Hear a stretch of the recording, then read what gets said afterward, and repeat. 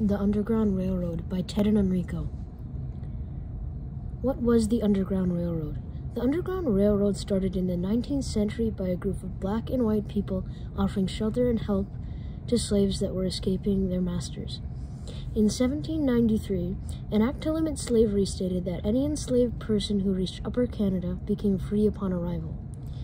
The Underground Railroad was the largest anti-slavery movement in North America. It brought between 30,000 and 40,000 fugitive slaves to Canada.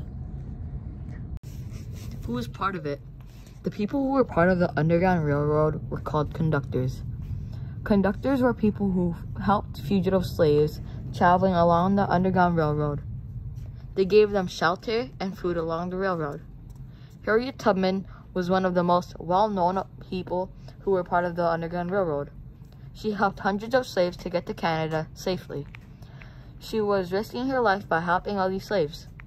The consequences were she got fined, imprisoned, branded, or even hanged. Traveling conditions. Fugitive slaves usually traveled on foot or by wagon in groups of 1 to 3 escapees. Some groups were larger.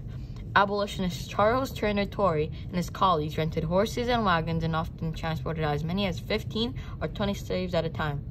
An abolitionist is a person who wanted to abolish slavery during the 19th century.